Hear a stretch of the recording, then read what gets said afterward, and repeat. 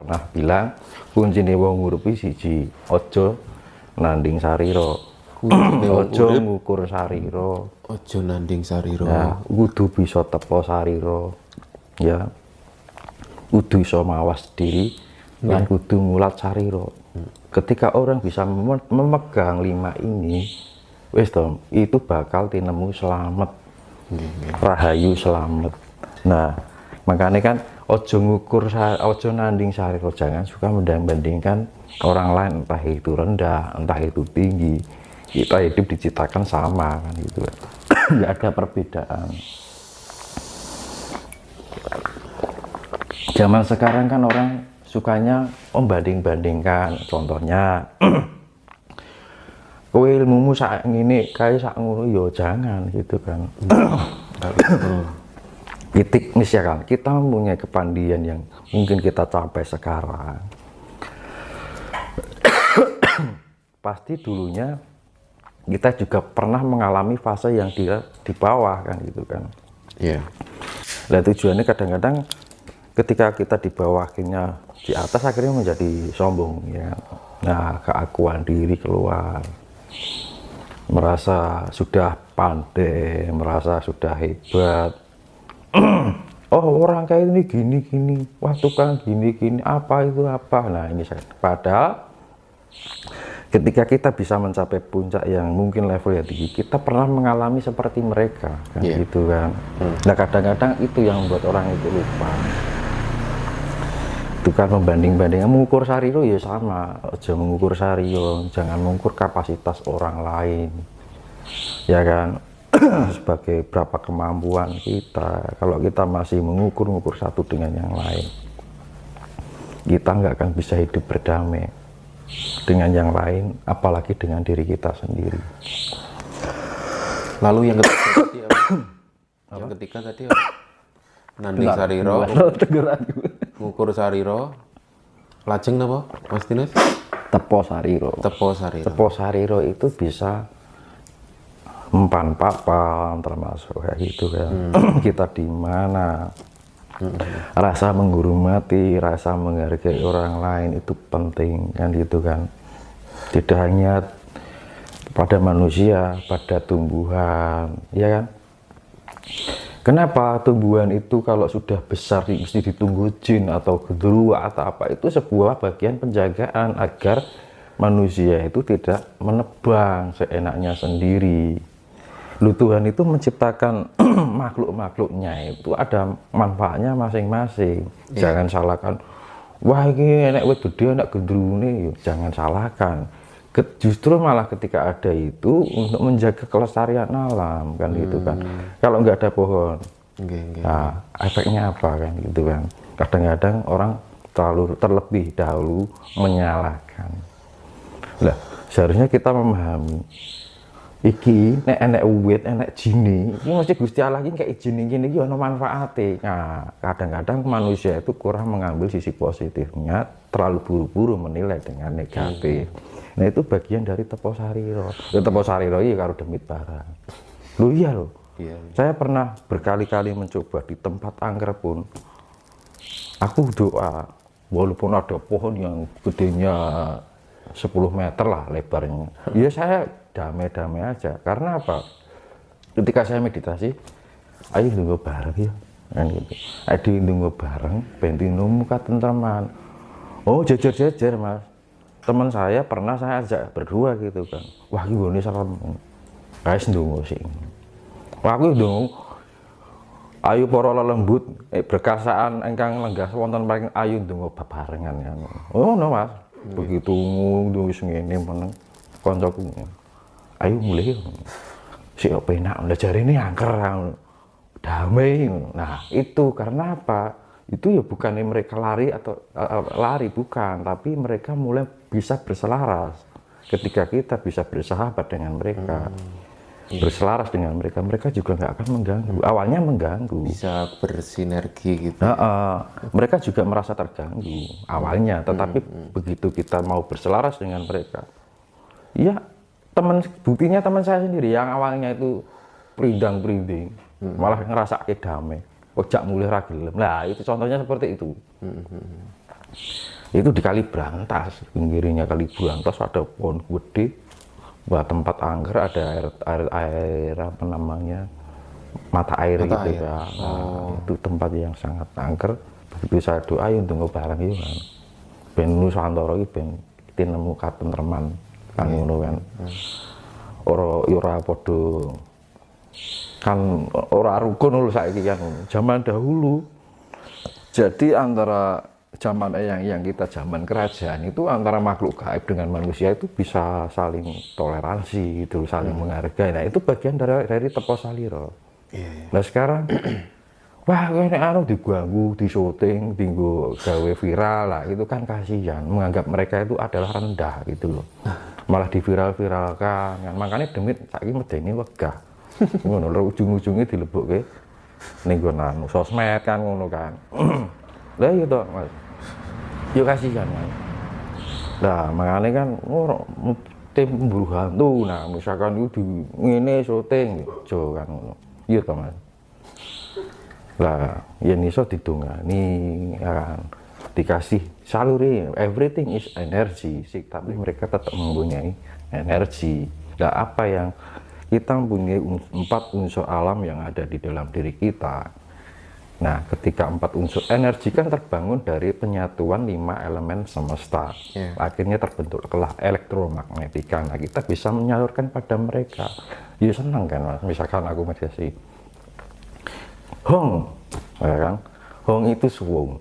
Wilaheng itu menyatukan 5 anasir semesta. Ketika kita Hong Wilaheng, dalam kesuwungan kita menyatukan 5 anasir semesta, maka terbentuklah energi.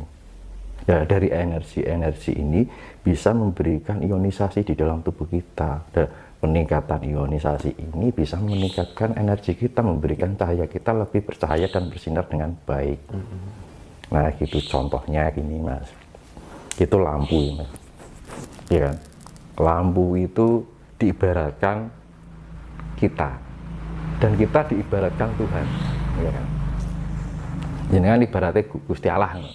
Lampu ini kan jenengan, diibaratkan jenengan, ya kan? Jenengan menerima lampu itu, apa yang diterima dari jenengan dari lampu itu? Cahayanya, bukan lampunya kan? Tapi kan cahayanya. Ya sama aja kita dengan Tuhan. Tuhan menerima kita bukan fisik kita, tapi cahaya kita, aura kita, jiwa kita. Jiwa itu apa ya? Cahaya itu sendiri. Cahaya terbentuk dari apa? Energi. Energi terbentuk dari apa? Penyatuan alam semesta. Analisis semesta lah.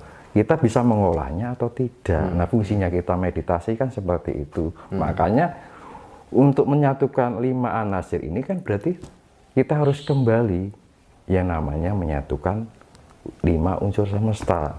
Jangan sampai kita berbicara tentang kegoiban, nah yang astral, yang ini, itulah, tapi tidak bisa menjelaskan secara ilmiahnya gitu loh. Akhirnya jadi apa? Ya akhirnya sesuatu yang semu, mengada-ada gitu loh. Jadi kalau bisa intelektual main, spiritual juga oke, maka emosional akan mengikuti kan ngono. Makanya kan perlunya kecerdasan intelektual, kesadaran spiritual, maka terbentuklah emosional yang kestabilan emosi. Nah, kalau kita menerima kestabilan emosi, otomatis tindakan kita jika tidak merugikan diri kita sendiri dan orang lain, karena lebih self control. Kita bisa mengontrol diri kita dari ucapan kita, dari perilaku kita, pikiran kita, perasaan kita. Nah, emosional pengaruhnya di situ. Nah, makanya kita harus bisa mampu untuk tepo sariro, menghargai, menghormati, saling mengasihi, saling mencintai. Jangan merendahkan orang lain. Maaf Matius, kembali ke perjalanan panjenengan.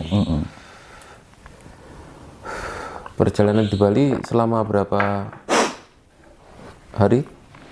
Ya 2 minggu lebih, Mas. 2 minggu. Dari tanggal 15 sampai ya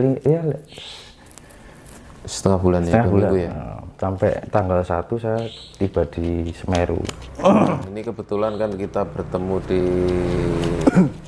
Tulungagung, di kota Tulungagung ya. Iya. Ya awalnya gini Mas, ini saya urutkan ya, ben wong sing ngrungokke ben gak bingung. Nggih. Lah maka setelah itu, setelah 7 hari dari saya pulang dari Bali, pas 7 hari kejadian banjir bandang yang ada di Tabanan sama di Karangasem. Saya sudah bilang sama para pemangku, nanti setelah saya pulang dari sini ada sesuatu yang akan terjadi, entah apa gitu kan. Terus nanti ketika saya membuka portal yang ada di apa namanya Selat Bali. Di Selat Bali. Saya waktu balik naik kapal itu Mas, kapal itu gini-gini Mas. Di pinggiran enggak, tapi begitu di tengah itu ada pusaran. Ya terus begitu saya balik setelah 7 hari ya, macet dari pelabuhan Ketapang sampai Surabaya tanggal 7 kan. Gitu. Orang yang mau nyebrang ke Bali nggak bisa karena pusaran itu. Iya, ombaknya kenceng kan, misal tanggal 7 Juli kemarin. Terus ombak di pesisir pantai selatan kan gede juga. Nah itu kan, yo itu mau percaya nggak percaya, yo bebas aja kan gitu kan. Begitu saya itu terus Lumajang jebol, nah itu kan bagian dari Semeru kan gitu. Nah, terus pertanda apa Mas Tinus? Apa? Pertanda apa? Ya itu refleksi tadi Mas. Nah itu sebagian, tapi refleksinya kecil-kecilan dulu kan itu. Kecil-kecilan ya. Nah, bisa dari Bromo saya dijemput teman saya yang ada di Malang. Saya di Malang ada seminggu. Terus waktu itu saya nggarap portal yang ada di Candi Singosari. Candi Singosari. Ya waktu itu saya berkunjung di rumah yang Jatikusumo. Nah, yang saya mohon pengestunya besok mau izin garap portal di Candi Singosari kan gitu kan. Saya tak nyutup sih Mas. Siap.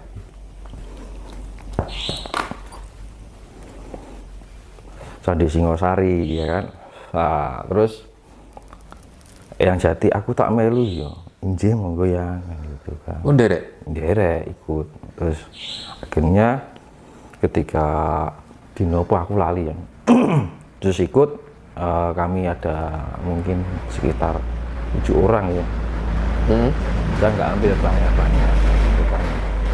Karena memang ya dari rekan teman-teman yang ada di Malang saya suruh yuk demo bareng kan gitu kan. Di saat itu aku juga sekalian buka portal dan di jam yang sama kan jam 12 malam. Di jam yang sama saya nyuruh saudara teman atau teman saya yang ada di deket di daerah Trawulan. Nah, Pak, saya minta tolong jam 12 malam nanti jenengan standby yang ada di Candi Brahu ya. Lah di jam yang sama kita doa bareng-bareng antara Brahu dan Singosari harus terkoneksi.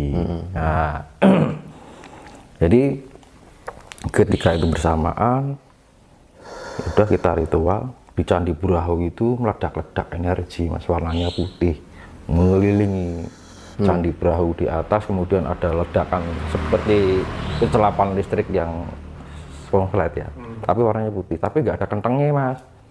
Ngoning pohon deket Candi Brahu, dar gitu kan, warnanya putih. Nah itu udah, habis itu saya ke Jember 2 hari, terus habis dari Jember saya bablas Surabaya saya ketemu ya itu pertemuan Pasopati, para supranatural spiritual dan itu yang ada di Tugu Pahlawan. Oh di ya, Tugu Pahlawan yang ada di Surabaya. Itu saya di Surabaya 2 hari dan waktu ketemu sama yang putrinya yang Jati lah, yang ngomong yang Jati, saya dipesenin Mas, jenengan disuruh Eyang Kenaro untuk ke Malang lagi. Loh, ada apa Mbak? Kan saya sudah di Malang. Iya, dari Malang. Ada apa Mbak? Itu kan disuruh Eyang Kenaro untuk datang di daerah Kota Gede. kok kota gede, Kota Bedah. Nah, yang ada di Malang di mana itu Mbak? Kota Bedah itu yang ada di dekatnya Sukun Mas. Nah, Sukun itu kan tempat kelahiran saya yang di Malang ya. Oh, aslinya Kebetulan Malang. iya, satu tetangga desa lah. Katanya Mbak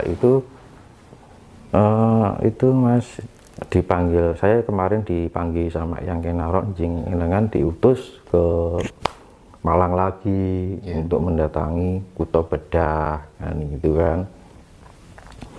Lah akhirnya terus Mbak Anu bilang juga jenengan disuruh ke sana karena di sana asal usulnya Singosari. Lah itu mbaknya saya tanya, lah itu tempat apa Mbak, situs atau apa, saya juga nggak tahu Mas yang gitu kan. Jenengan cari aja. Yang jelas saya dapat paweling seperti itu ya, akhirnya saya berangkat ke Malang. Ke Malang saya tanya teman saya daerah itu mana gitu kan. Terus akhirnya saya tanya ke arkeolog Malang ya, Pak namanya Pak Dwi Cahyono ya. Oh, Pak Dwi ya, Pak Dwi Cahyono. Akhirnya saya ngobrol dengan Pak Dwi kebenaran tentang Kota Bedah. Nah, akhirnya dijelaskan Kota Bedah itu dulunya namanya Kota Raja. Memang dulu itu daerah asal usul Singosari yang dulunya bernama Kerajaan Tumapel. Jadi memang yang ada di daerah Singosari termasuk Candi Singosari itu Singosari baru yang sebelah di utara, Malang sebelah utara. Tapi yang pertama itu yang masa kerajaan kepemimpinan Kenarok itu yang ada di Tumapel, yang ada di Kota Bedah yang dulu dikenal dengan Kota Raja, dulu istana. Terus akhirnya jadi kayak apa namanya, Sarian, terus diratakan lagi jadi perumahan. Nah, akhirnya saya survei di tempat itu. Ternyata hanya tertinggal suatu pohon besar yang mungkin lebarnya itu sekitar 7 meter ya Mas, lebarnya sangat tua pohonnya itu. Itu besar sekali pohon beringin, dan itu kayak udah dibangun kayak ada tangganya, terus ke bawah itu ada sumber air dan sebelahnya itu apa namanya, Sungai Brantas. Jadi sungai itu memang pertemuan dari 3 sungai, Sungai Brantas, sungai apa gitu saya lupa. Hanya tersisa ini kan gitu kan. Ya akhirnya saya suruh membuka portal karena waktu itu saya kan waktu bukanya di Singosari. Lah saya diboling sama yang Kenarok. Lah kowe iki piye? Kowe buka Singosari itu mapel rambut buka kan ngono. Lah asal musul Singosari saya kok mapel kan. Oh injih yang, oh karepe mengkaten toh, nggih.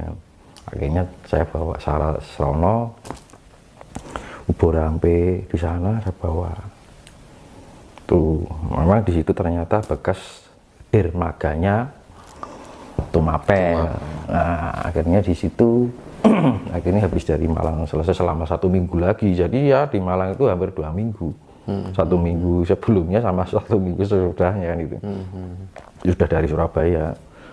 Akhirnya setelah itu saya jalan lagi lewat Gunung Arjuna itu ke Trowulan. Akhirnya saya mengadakan ritual lagi di situ. Saya mengambil air dari Tumapel karena ya dari sumber air saya diwelingi biar banyu ki gawonen ning tlatah Trowulan atau Mojopahit.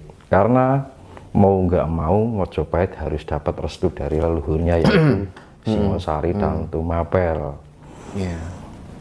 Karena memang pawelingnya bahwa kejayaan Nusantara ini yang menerima wahyu keprabon adalah Singosari dan yang menerima wahyu kedaton adalah Mojopahit. Jadi secara keprabon itu ya ratune rajane itu terah istilahnya dari Singosari. Kedatonnya tetap namanya Majapahit. Makanya kan Majapahit menggunakan simbol Surya Majapahit dari Singosari kan itu kan. Nah itu memang perjalanan dari beberapa wahyu Nusantara itu kan semenjak runtuhnya Majapahit itu wahyu itu diterima oleh Lembu Peteng atau Bondan Kejawen. Ya itu putranya yang Bri Kertabumi yang disingit, ya kan, disingitkan, disembunyikan. Nah waktu itu direbut sama Demak, yang waktu itu Demak berjuang bersama dengan para wali songo. Kowe nek randang mbok rebut engko tahtamu diwenehke karo dulurmu tiri sing jenenge Bondan Kejawen. Lah akhirnya terjadi yaitu tadi keruntuhan. Lah walaupun namanya Wahyu tetap Wahyu. Lah akhirnya yang menurunkan Wahyu Nusantara adalah Bondan Kejawen yang akhirnya menurunkan kerajaan Mataram. Ya kan? Makanya kayak Surakarta Hadiningrat atau Kasunan Pakubuwono, Hamengkubuwono Jogja itu kan dari terah Mataram. Nah, kewahyuannya di situ masih memegang ketahta Nusantara hingga berjalan tahta RI yang dipegang oleh Mangkunegoro. Kan gitu, Mangkunegoro kan contohnya Pak Karno ada istri dari Mangkunegoro, Pak Harto, Butin Soeharto dari Mangkunegoro, yang wahyunya dari perempuannya. Pak SBY, Bu siapa, Bu Ani dari Mangkunegoro, Pak Jokowi, Bu Riana dari Mangkunegoro, kan gitu. Lah hingga itu RI ini yang sudah wahyunya diterima oleh waktu itu yang menerima Raden Mas Said atau Eyang Sambernyowo, yaitu